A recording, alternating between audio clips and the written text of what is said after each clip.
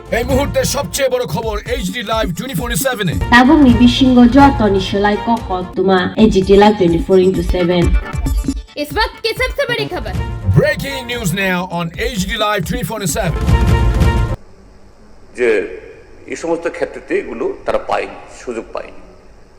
তো সেই জায়গায় যেহেতু গভর্নমেন্ট বিবেচনা করছে খুব তাড়াতাড়ি কমিশন করবেন, টার্মস অফ রেফারেন্সে এই fixed pay, contingency, DRW, scheme worker এবং এই যে ন্যাশনাল বিভিন্ন স্কিমে যারা আছেন তারাও আমাদের টোটাল যে ওয়ার্কফোর্সের একটা অঙ্গ, এদের বেলায় এই কনসিডারেশনটা আসবে কিনা। এবং অবশ্যই যেটা বলা হয়েছে, এখন ডাবল ইঞ্জিনের সরকার, মানে হাত পাতলি দিল্লি থেকে দেওয়ার জন্য দরাসে বসে আছে, তো স্বাভাবিক এখানে তো টাকার কমতি থাকার কথা নয়। তো সেই ক্ষেত্রেতে সেন্ট্রাল গভর্নমেন্টের কর্মচারীদের সাথে ত্রিপুরা স্টেটের কর্মচারীরা এটা এক পার হওয়া দরকার। অন্তত কমিশন বা যেটা হবে তাদের কাছে সেই রেফারেন্স, টার্মসের রেফারেন্স সেইভাবে দেওয়া হবে কিনা নিশ্চিত। এটা হলে পরে কমিশনও স্বাধীনভাবে একদম সাহসিকতার সাথে তাদের রেকমেন্ডেশন দেওয়ার ক্ষেত্রে কোনো ধরনের কার্পণ্য করবে না। এটাই হলো, এটা মাননীয় অর্থমন্ত্রী এটা বিবেচনা করবেন কিনা। আমি একসঙ্গে দিয়ে দিই, ভালো স্যার। ধন্যবাদ অর্থমন্ত্রী মহোদয়কে, উনি আজকেই ওনার উত্তর দিয়ে দিয়েছেন। আমি ধন্যবাদ জানাই সুদীপ বাবুকে, উনি একটা অত্যন্ত গুরুত্বপূর্ণ বিষয় নিয়েছেন। আমি একটা কথা বলতে চাই স্যার, যা দেখলাম পত্রপত্রিকায় যে খবর পেলাম, সেন্ট্রাল গভর্নমেন্ট পে কমিশন নিযুক্ত করেছেন, বলেছেন 2027 সালে রিপোর্ট দেওয়া হবে এবং এফেক্ট পরে দেওয়া হবে। আমাদের ত্রিপুরা রাজ্যে এখনো অষ্টম পে কমিশন গঠন হয় নাই। আমাদের একটা বিটার এক্সপিরিয়েন্স আছে স্যার, 7 পে কমিশন দেবে বলে ওনারা দেবেন বলেছেন, অনলি ফিটমেন্ট ফ্যাক্টরে 0.32 দিয়েছেন, বাকিটা দেয়, বাকি অনেক কিছু পেরিফেরি সুযোগ সুবিধা আছে। আমার স্পেসিফিক পয়েন্ট অফ ক্লারিফিকেশন যে ত্রিপুরা রাজ্যে অনেকবার আমরা প্রশ্ন করেছি কতজন অনিয়মিত আছে, আমরা সদুত্তর পাইনি। প্লিজ আমার পয়েন্ট অফ ক্লারিফিকেশন হলো, আপনারা কবে এই পে কমিশন গঠন করবেন জানি না। একমাত্র নিদর্শন আছে জোট সরকারের আমলে একমাত্র থার্ড পে কমিশন দিয়েছিল, এটা ইতিহাস, you have to accept it. আমি যেটা বলছি, পে কমিশন গঠন করবেন, আপনি বলেছেন করবেন, আমরা বিশ্বাস করে যাচ্ছি, কিন্তু এটা কবে ম্যাটেরিয়ালাইজ হবে এটা কোনো 2 বছর হতে পারে, 1.5 বছর হতে পারে। আমি বলছি ইন দ্য মিন টাইম যারা অনিয়মিত আছে এবং তাদের নিয়মিতকরণ এবং যারা কর্মচারী আছেন তাদের যে বকেয়া ডিএটা আছে, এই পে কমিশনের রিপোর্ট বেরোনোর সাপেক্ষে 19% দিয়ে ওদেরকে রেগুলাইজ করার ব্যবস্থা করবেন কিনা। ধন্যবাদ।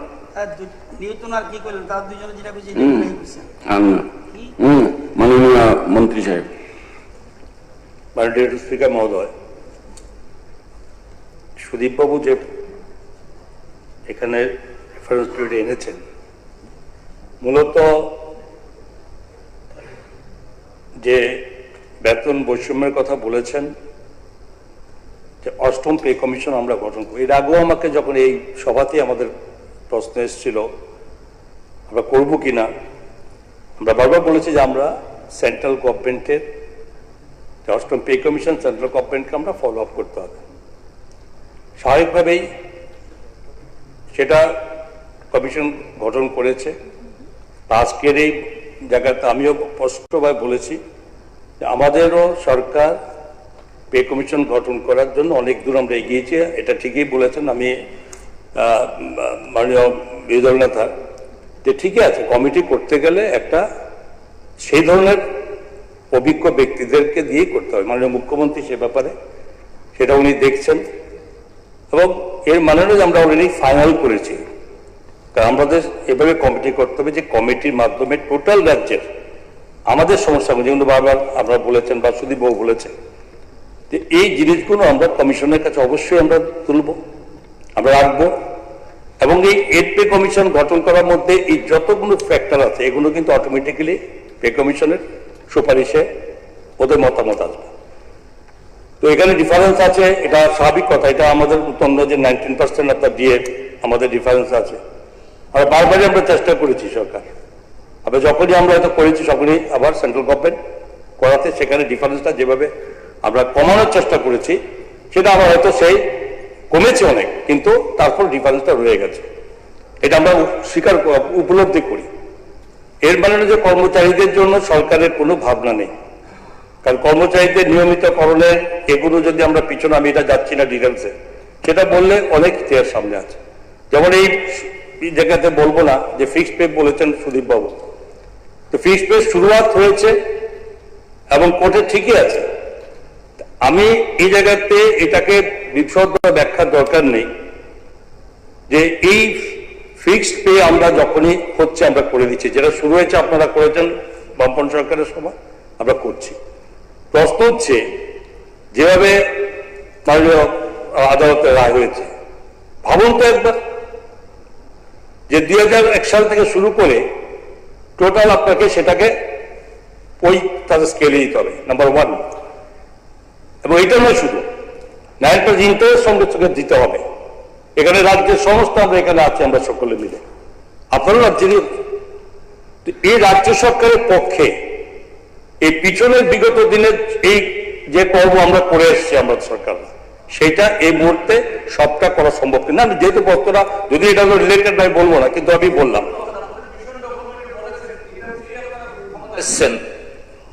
এটা বলেই তো ক্ষমতা এসছেন। শুনেন মাননীয় বিরোধী নেতা, সমস্ত সমস্যা তো আপনারা শুরু করেছেন।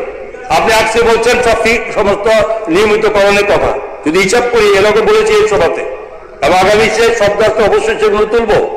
কিন্তু আজকে যা যা করণীয় পরিষ্কার, যেটা আবেদন রেখেছেন এড পে কমিশন সম্পর্কে, আমি এড পে কমিশনকে আমাদের টোটাল সমস্ত রাজ্যে যে সমস্ত সমস্যা পে কমিশন আমরা সাবমিট করবো, এটা আপনারা যেগুলো বলছেন এগুলো কোথাও পাই না। আমাদের সরকার সরকারি কর্মচারীদের আমরা না দিয়ে চলার জন্য, আপনারা যতই বলেন না কেন আপনি বলুন, কিন্তু আমাদের চেষ্টা আমাদের আছে, এটা বললে হয়ে যাবে আর সেটা ওদের কাছে পৌঁছে যাবেন সেটা নয়। চেষ্টা করছে, আমরা বলছি যে আমরা কেন্দ্রীয় সরকারের এড পে কমিশনকে ফলো আপ করে আমরা করবো, এটা বারবার বলা হয়েছে এই সভাতে। এবং মাননীয় সদস্য গোপাল বাবু নিয়ে বারবার তুলেছেন, উত্তর দেওয়া হয়েছে, সেম প্রশ্ন আবার আসলো, আমরা করবো বলছি। হ্যাঁ, এবং নতুন যুক্ত হয়েছে যে কমিটি আমরা কি পর্যায়ে শুরু করি। কমিটি আমাদের মোটামুটি চলছে চূড়ান্ত পর্যায়ে, এবং সেই কমিটি অবশ্যই একজন উপযুক্ত, যেটা আমাদের মাননীয় মুখ্যমন্ত্রীর কাছে এটা আছে, এবং সে উপযুক্ত ব্যক্তিকে দিতে হবে, যে জানতে হবে, সেখানে দেবো। আপনাদের সমস্যাগুলো আছে যেগুলো বলেছেন তুলেছেন, সেগুলো আমাদের মাথায় আছে, আমরাও সেগুলোতে কভার হয়, সেগুলো নিয়ে আমাদের এই ভাবনাতে চলছে। নমস্কার, ধন্যবাদ।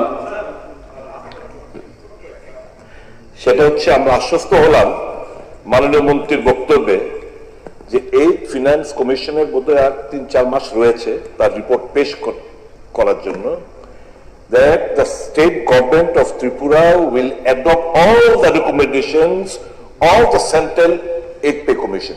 ঠিক তো?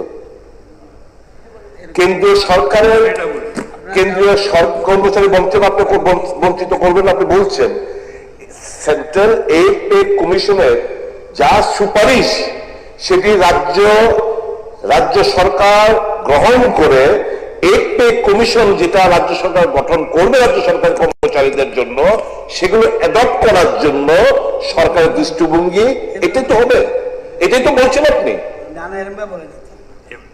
তাহলে আপনি যে আমরা তাহলে কি দাঁড়ালো, কি বলেছি, তাহলে কি দাঁড়ালো, তাহলে কি বলেছি বলুন। আপনার প্রশ্ন উত্তর তো দিয়েছিলাম। প্রশ্ন হচ্ছে যে কমিশনের কাছে আমরা সাবমিট করবো সমস্ত যা যা ফ্যাক্টরস আছে করবো, তো কমিশন রিপোর্ট সুপারিশ করবে, কমিশন সেম কমিশন সুপারিশ তো aid pay commission, central aid pay commission সুপারিশ করবে সেন্ট্রাল গভর্নমেন্টের কাছে। হোয়াট উই ওয়ান্ট যে whether the state government will adhere or adopt all the recommendations by the central aid pay commission. তাহলে তো আপনি এখন বলে আমরা করে থাকি, কমিশন দরকার কি আছে?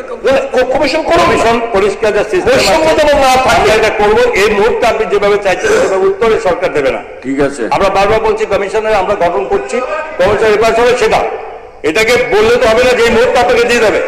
না না, ওটা হিসাবপত্রের ব্যাপার আছে, যেমন উনি বলেছেন অবশ্যই সবটা ফ্যাক্টর যা আছে আমরা দেবো। এটা নয় যে এক্ষুনি এই মুহূর্তে তাকে আপনি বলে দিতে হবে তাকে কমিশনের রিপোর্ট না দিয়ে এক্ষুনি তার পেমেন্ট করে দেবো, সেটা হতে পারে না। যেটা আছে সিস্টেম মতো ডেপুটি স্পিকার মহোদয় যেটা বলার কথা বলেছে এবং ওনাদের বক্তব্য ওনারা এরপরে নতুন করে কিছু বলতে পারে সেটা এখানে কোনো ঠিক আছে মাননীয় মন্ত্রী, ঠিক আছে মাননীয় সদস্য, দ্বিতীয় রেফারেন্স নোটিশটি এনেছেন মাননীয় সদস্য শ্রী রঞ্জিত দেববর্মা। এখন আমি ওনাকে রেফারেন্স নোটিশের বিষয়বস্তু সভায় উত্থাপনের জন্য অনুরোধ করছি। মাননীয় স্পিকার স্যার, আপনাকে অনেক ধন্যবাদ। গত 22 আগস্ট 2026 দৈনিক ফরিয়াদ পত্রিকায় প্রকাশিত প্রতিশ্রুতি পূরণের দাবি 4 সেপ্টেম্বর থেকে ত্রিপুরায় 72 ঘন্টার চাকা বন্ধের হুঁশিয়ারি প্রাক্তন জঙ্গিদের শীর্ষক সংবাদ প্রসঙ্গে আমি স্বরাষ্ট্র দপ্তরের দায়িত্বপ্রাপ্ত মাননীয় মন্ত্রীকে এই রেফারেন্স নোটিশটি বিষয়ে বিবৃতি প্রদানের জন্য অনুরোধ করছি। যদি তিনি আজ বিবৃতি দিতে প্রস্তুত না থাকেন তবে সময় চাইতে পারেন এবং পরে কবে তিনি বিবৃতি দিতে পারবেন সেটা অনুগ্রহ করে জানাবেন। মাননীয় অধ্যক্ষ মহোদয়, আমি 31 অগস্ট আমি তার উত্তর দেব। মাননীয় স্বরাষ্ট্রমন্ত্রী,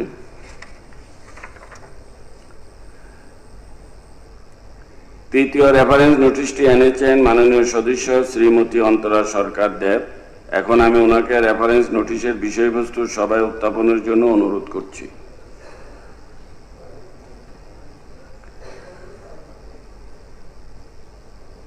নাই?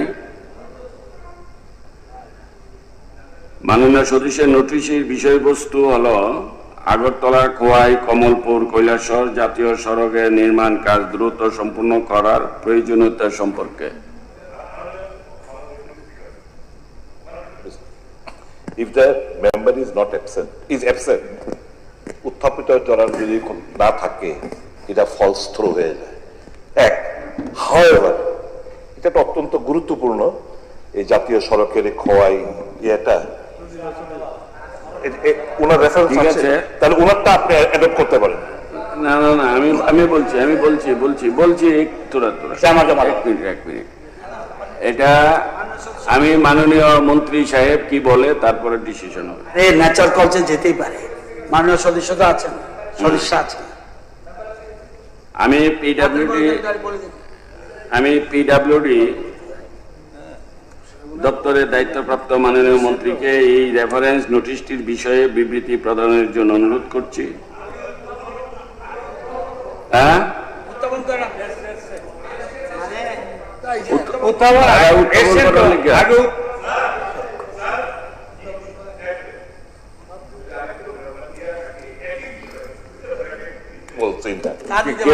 কেউ কি দেবে?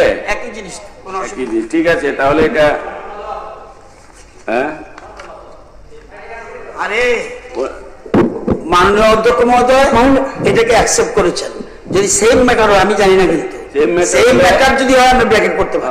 সেম ম্যাটার হলে, সেম ম্যাটার না হলে হবে না। দেখে নিন, আপনি পড়েন। ওই তো আইসা গেছে, ঠিক আছে। একটু 1 মিনিট। মাননীয় মেম্বার, মাননীয় সদস্য উনি এসে, আমি আবার বলছি একটু বসেন। মাননীয় সদস্য, আমি আবার বলছি তৃতীয় রেফারেন্স নোটিশটি এনেছেন মাননীয় সদস্য শ্রীমতী অন্তরা সরকার দেব। এখন আমি ওনাকে রেফারেন্স নোটিশের বিষয়বস্তু সভায় উত্থাপনের জন্য অনুরোধ করছি। হ্যাঁ, বলেন। মাননীয় অধ্যক্ষ মহোদয়, আগরতলা খোয়াই কমলপুর কৈলাসহর জাতীয় সড়ক নির্মাণের কাজ দ্রুত সম্পন্ন করার প্রয়োজনীয়তা সম্পর্কে আমি পিডব্লিউডি দপ্তরের দায়িত্ব। বলেন আপনারটা বলেন। ঠিক আছে, এক করে বলেন না। আমার বিষয়টা হচ্ছে, আমি জমা দিয়েছি, এক হইলে বলেন। 14 জুলাই 2026 সেন্দন পত্রিকার প্রথম পাতায় প্রকাশিত জল কাদায় একাকার জাতীয় সড়ক খোয়াই আগরতলা পথে চরম ভোগান্তি শীর্ষক সংবাদ সম্পর্কে। ঠিক আছে, একই। আমি পিডব্লিউডি দপ্তরের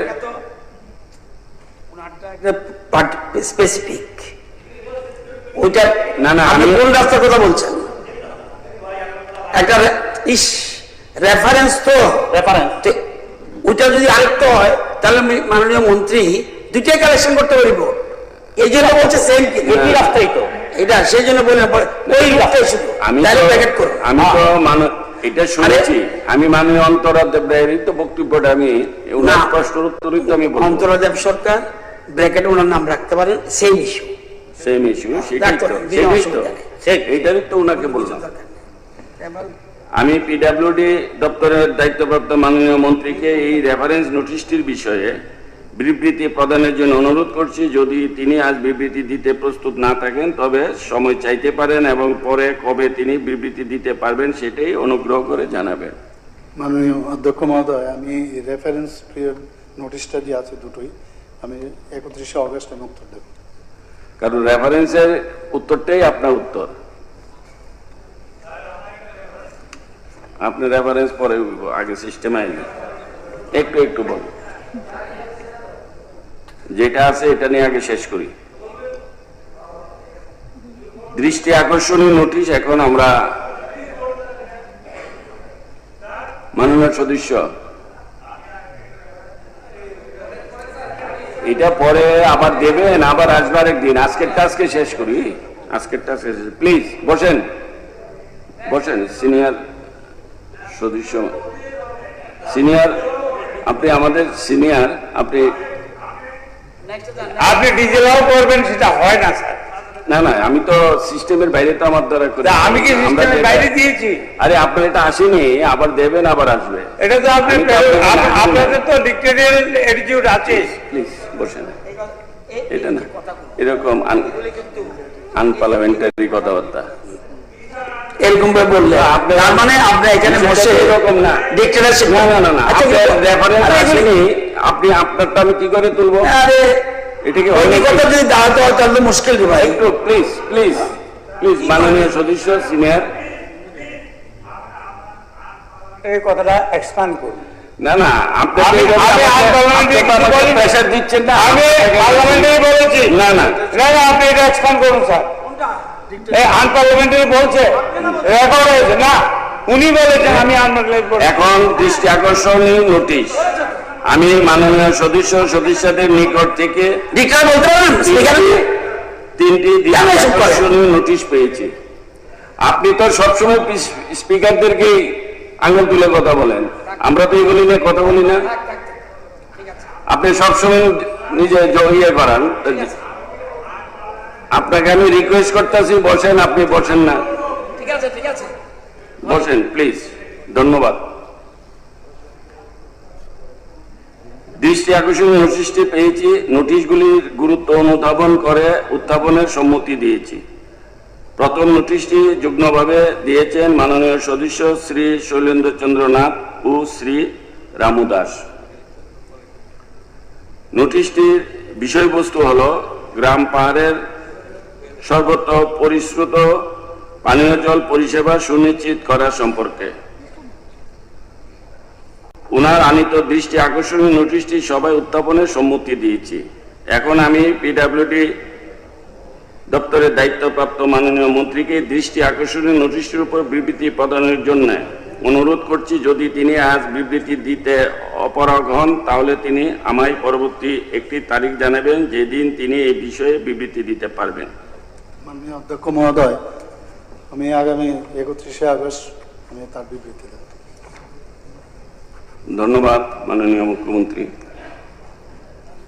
দ্বিতীয় নোটিশটি দিয়েছেন মাননীয় সদস্য শ্রী রঞ্জিত দাস। নোটিশটির বিষয়বস্তুটি হল অমরপুর নগর পঞ্চায়েত ও তৎসংলগ্ন বিভিন্ন পঞ্চায়েতের এলাকায় বাড়ি বাড়ি পরিশ্রুত পানীয় জল সরবরাহ নিশ্চিত করার লক্ষ্যে একটি আধুনিক কৃষ্ণস্তর জল শোধনাগার স্থাপন সম্পর্কে আমি মাননীয় সদস্য কর্তৃক আনিত দৃষ্টি আকর্ষণীয় নোটিশটি সভায় উত্থাপনের সম্মতি দিয়েছি। এখন আমি পিডাব্লিউডি দপ্তরের দায়িত্বপ্রাপ্ত মাননীয় মন্ত্রীকে এই দৃষ্টি আকর্ষণীয় নোটিশটির উপর বিবৃতি প্রদানের জন্য অনুরোধ করছি। যদি তিনি আজ বিবৃতি দিতে অপারগ হন তাহলে তিনি আমায় পরবর্তী একটি তারিখ জানাবেন যেদিন তিনি এই বিষয়ে বিবৃতি দিতে পারবেন। মাননীয় অধ্যক্ষ মহোদয়, আমি 31শে আগস্ট তার উত্তরটা দেব। তৃতীয় নোটিশটি দিয়েছেন মাননীয় সদস্য শ্রীমতী স্বপ্না দেববর্মা মহোদয়া। নোটিশটির বিষয়বস্তুটি হল নন্দনগর এলাকার সংলগ্ন ডন বস্কো স্কুলের সামনে বাজার উচ্ছেদ করা সম্পর্কে। আমি মাননীয় সদস্য কর্তৃক আনিত দৃষ্টি আকর্ষণের নোটিশটি সভায় উত্থাপনের সম্মতি দিয়েছি। এখন আমি নগর উন্নয়ন দপ্তরের দায়িত্বপ্রাপ্ত মাননীয় মন্ত্রীকে এই দৃষ্টি আকর্ষণের নোটিশটির উপর বিবৃতি প্রদানের জন্য অনুরোধ করছি। যদি তিনি আজ বিবৃতি দিতে অপারগ হন